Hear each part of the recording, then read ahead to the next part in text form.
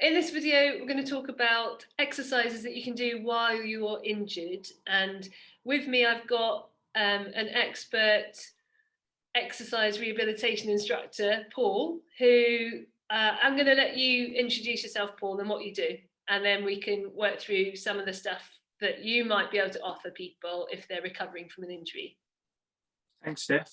Yeah, so my name's Paul Percival. I'm an exercise rehabilitation instructor in the military, and I also have a BSc in strength and conditioning.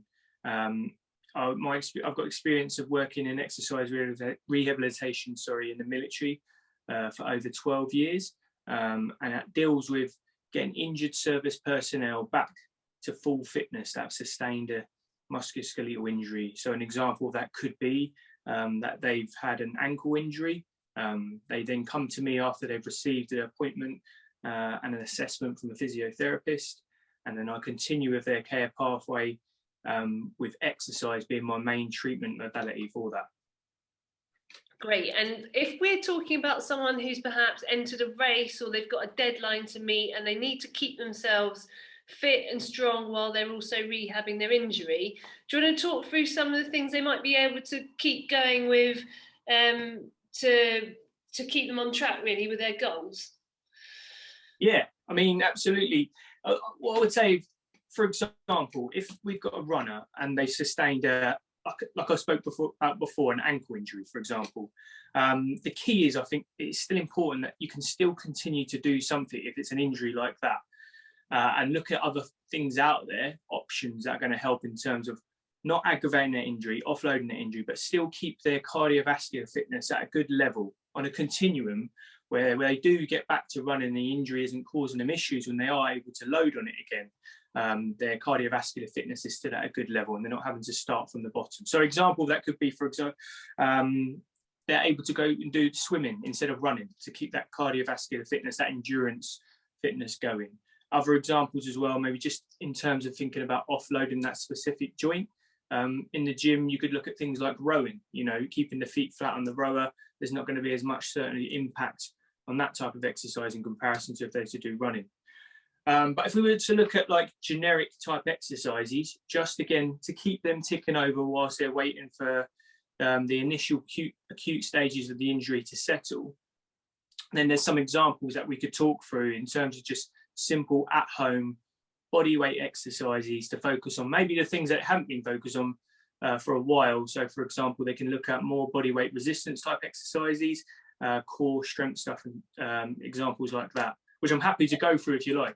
Yeah, let's do it. I'm going to pretend to be someone who's consulting you, and then you can show me the sort of things that you can advise on. Obviously, it'd be much better if you had a proper individualized program, because this isn't going to be very generic, isn't it? And so if anyone's interested in that, we've got the details of the website in the description of this video, and they can contact you and have a fully tailored appointment with you, can't they?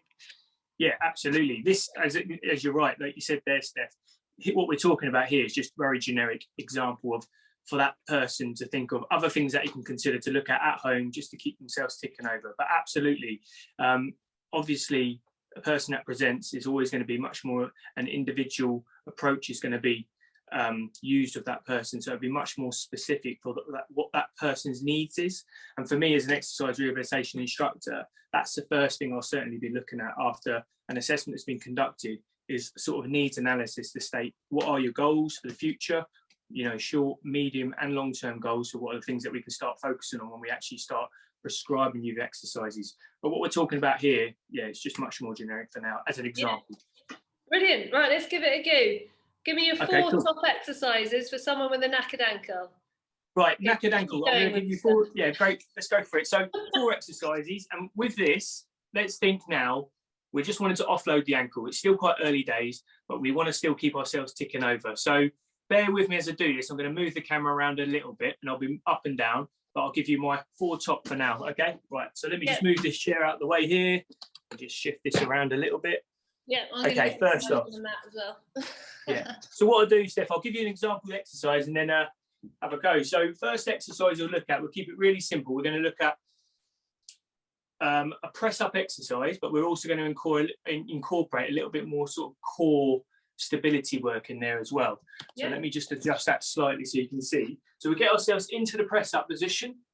In that, once we're in this press up position here, we're focusing on just keeping our core nice and tight, our trunk nice and tight, by keeping our quads tense, okay, our legs nice and straight, okay, and we're also keeping our glutes, okay, keeping our bum nice and tight. And then from there, what we're going to simply do, we're going to bring one hand up, okay, right hand up towards the left shoulder, and just hold that position whilst trying to keep that back nice and flat. We're going to hold that for about 3 to 4 seconds to start, okay, so 2, 1, and bring that hand back down, and then we'll bring the hand back up, opposite hand to left hand now, going to the right shoulder, and again, I'm going to hold that for approximately 3 to 4 seconds and down, and then I'll perform 2 press-ups. But whilst I'm doing those press-ups, I'm focusing just like a plank and keeping that body nice and straight. Okay, so it's 1, 2, and then relax. Okay, so that's an example of just doing that exercise there. What I'd get you to do is repeat again with the shoulder taps, okay? But we'd focus on the shoulder taps and trying to extend the length of time that we're holding it for. So we're looking for about 4 to 6 seconds maximum on the hold, repeated by 2 press-ups. Once you've done 10 press-ups in total, trust me, you'll feel it, okay? You'll notice that purely by just inserting those holds, those isometric holds, or those shoulder tap holds there, where you're having to work and focus on keeping that body nice and flat, you certainly feel that you're a little bit more fatigued. You'll certainly feel that your core is working quite hard. You might start noticing as you're doing the exercise that there's a tendency that you want to rotate as you start fatiguing. That's a key indicator to say, okay, that might be enough reps there and rest.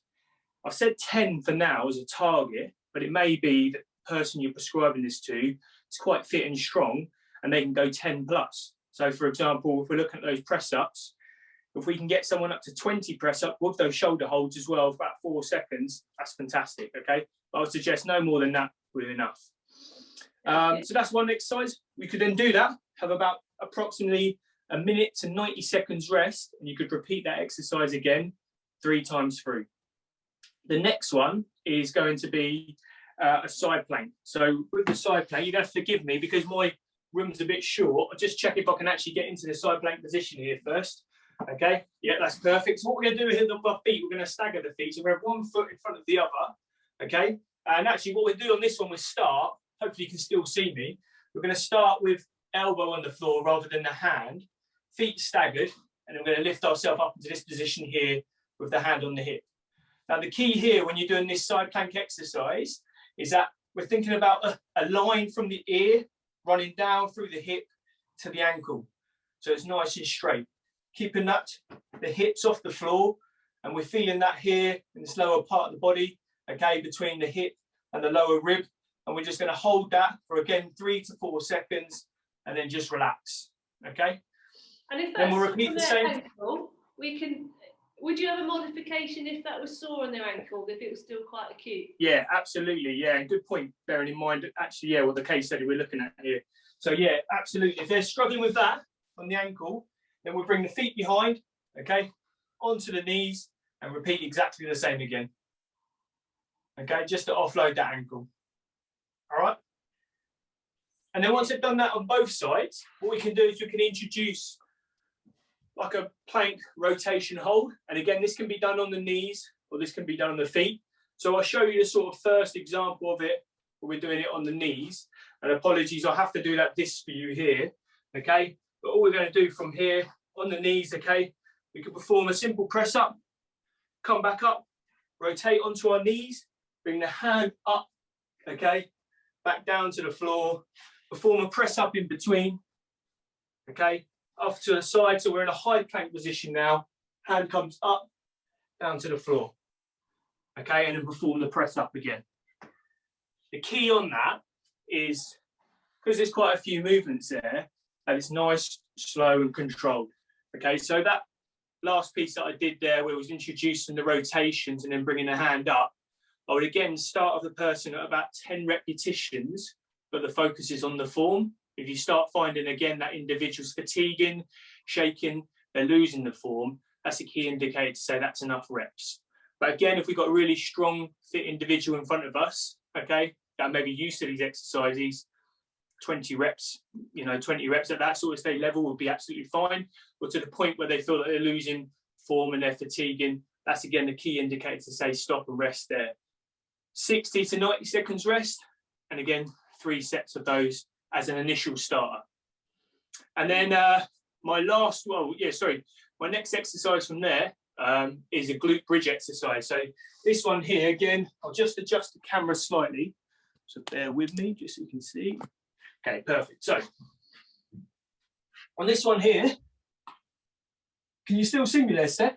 Yeah, you're all good, yeah. That's good, fantastic. I'm just checking. All right, so this one here, the focus is when we're laid on our backs, okay, is the closer you bring the heels towards the bum, the more you're going to activate the glutes. The further we bring the feet away, the more hamstring activation you get. So think about a point in between, okay? And then from there, we're going to start with, firstly, pushing our hips up towards the ceiling, okay, and squeezing our bum. When we get into this position here, we're going to hold that for, again, 3 to 4 seconds initially. So 2 and 1 and down, and then rest, okay? And then we're going to go again, okay, we're going to again extend the hold slightly. So this time we get to think about maybe going for about 6 seconds. Okay, we're extending that a little bit more, holding it for that position, 2, 1 and down, okay? And then once we've done that on the isometric holds, again, approximately 12 repetitions or 12 plus repetitions, then we can progress the exercise slightly just to single leg, okay? So on this one with single leg, all we're going to do here, we're in this position, okay? We can start with the leg down, okay? But what I'm going to do this, rather than start with the leg down on the floor, what I'm going to do is as I come up, I'm going to extend this leg. So you'll see what I mean. I'm going to work focusing here now on the left leg. I'm going to push the left leg, push my weight down through the heel of the left leg and extend the right leg off the floor into that position there. Hold for about 1 to 2 seconds and then both feet back down on the floor. Up 1 to 2 seconds and then both feet down the floor. For the person who's got the ankle injury that we're talking about here as a case study, because they get the feet relatively flat, that's the key, to keep the foot flat on the floor there. They don't want to be pushing down through their toes. They want to be pushing down through the heel and keeping the foot as flat as possible on the floor. There shouldn't be too much of an issue. And again, repetitions for that, it's a focus really. I'm giving generic sort of reps here of approximately 10 repetitions to start, 5 each leg. The key really with all of these is the form. The individual starts finding that they're fatiguing, they're losing form, they're shaking, their hips are dropping, for example, in this exercise that I've just shown there, that's the point to state, okay, probably rest 60 to 90 seconds before then starting another sort of set. And again, 3 sets to start. Cool. And then my last exercise would be, again, just generic, again, at home type exercise with no equipment. Is going to be initially to start a wall sit. So I'm going to have my back against the wall. And I'm going to come down to a position where I'm at about 90 degrees, okay, with my feet flat on the floor. Again, keeping the feet flat on the floor. If anyone's got pain or discomfort whilst they're doing this, obviously that's an indicator to state rest. And all we're going to do, we're thinking about, again, 3 to 4 seconds initially, just holding this position, okay, and then coming away from the wall and resting. Resting again for about approximately the same sort of time, back down into that position. If you can get to a 6-second hold whilst you're doing a wall squat, so the hands can be across the chest or just down by the side, okay, with the back nice and flat against the wall. 6 seconds would be the recommendation maximum hold that you want to be doing that exercise. Then when you've done a 6-second hold, okay, of 6-second holds, again, 10 repetitions, you can progress the exercise, okay, from going into wall squats into normal squats. So focusing on keeping the feet nice and flat on the floor, hip width apart, okay, rocking the weight slightly back and forwards to distribute the weight evenly between left leg and right leg, and then just squatting down as far as they can comfortably, and then back up into standing. So that is much more of a load bearing exercise in comparison to the other 3 that I've shown you. So potentially for this case study that we're talking about here, it might be a bit too much. Okay, so initially, if that's the case, regress, strip this exercise away and focus on those first 3. How was that? I mean, that was really quick and easy, quick generic type exercises that I've just gone through there. But purely, the main aim of those exercises were, if anything, it's just as examples of body weight conditioning type exercises to continue doing whilst at home with literally no equipment, for the person that potentially has sustained an ankle injury, to offload that as much as possible. But really for these exercises, it's still working on core strength, muscular endurance for sort of the whole body. And the key with that, I said, generic reps or sets that are prescribed there is about 12 repetitions, 12 to 15 to 20 max, with a 60 to 90 seconds rest period in between 3 sets on each. And the suggestion would be then 3 sets on each, rotate through, done. Brilliant. Great. So yeah, and you can then, you know, if someone was going to book in with you, then that you would also add in their cardiovascular alternative exercise and all the other stuff as well. So I think that's a really good example to get someone started. But yeah, really good. And I like the fact that compared to physio exercises, they're a bit more dynamic, which is much more interesting and less boring. So yeah, good. Yeah. No, I mean, and that is the key. Yeah, keeping it obviously for the client, for the person, absolutely as interesting as possible. So, yeah, and I think, you know, it's a really good point that you touched on there. Is that fully aware of how frustrating injuries are, but to ensure that there is always, I think the key message is probably, like I said at the start, there is always something someone can do.